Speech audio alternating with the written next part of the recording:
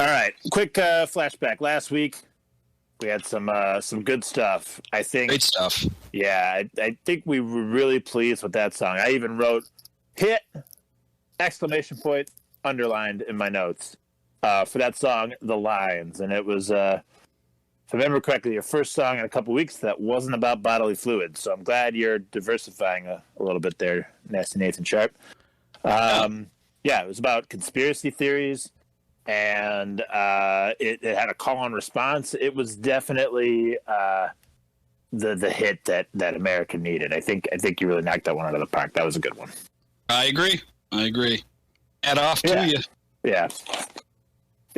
I don't know if you can tell, but I'm tipping my cap to you. Oh, hats off. Well, I can. Oh, hats off. Oh, you took your hat off. I just tipped mine. Yeah. What's better? I think you got to take your hat off, Max.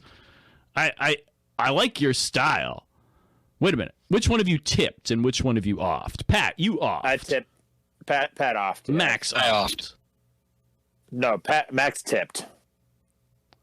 I feel like I tipped. hat off is what you do. Like, let's say you're driving and you hit a patch of ice, and you spin into the turn as you do.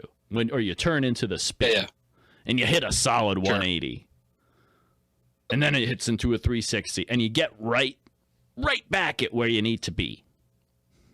Sure. And you stop, and you turn to your passengers, and their eyes are bulging out of their skulls because they saw their lives flash before them for that brief second, and you take off your hat. That's when you take off a hat? It's like when you do something you're real proud of. You take off your hat. You give a little bow, a little curtsy, and then you move on. You're proud of getting in a one-car accident? You pulled like you don't know when you it. should be...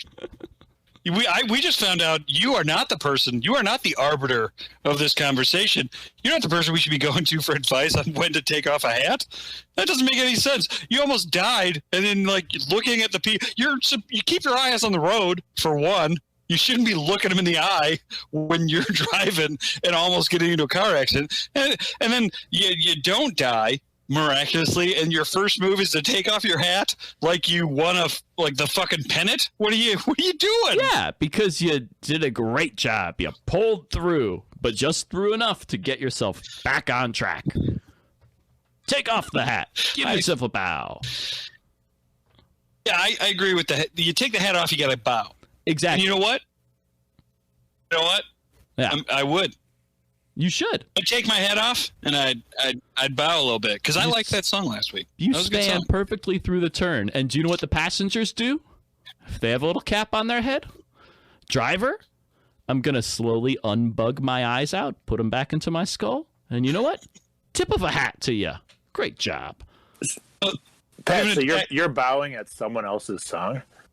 That's right. I'm bowing to Nathan. For having such a good song. So it seems like deep sign of respect. It seems like he played a good song. You stand up and you bow, accepting all the praise that everyone else is. That's what I'm hearing too. Also, I'll do that too. First off, absolutely. When we started this, you came to me and you said, "Pat, let's start a podcast. You're going to help me make the next hit." And I said, "I'll do anything to exploit you." Those are my exact words. I'll do anything to exploit you. Right? And you've known that from the start, right? Where no one's confused. I'm here to wring as much out of Nasty Nathan Sharp as I can. I lack talent myself, but I still like money. So I'm here. I am accepting all the praise I can get from the fans that enjoy your songs. And if that were to happen, if I was in the car next to you, and you drove us through the spin. And then you were like, "Hey, I'm doing good," I would stand up and be like, "You're welcome." I would say that in the car.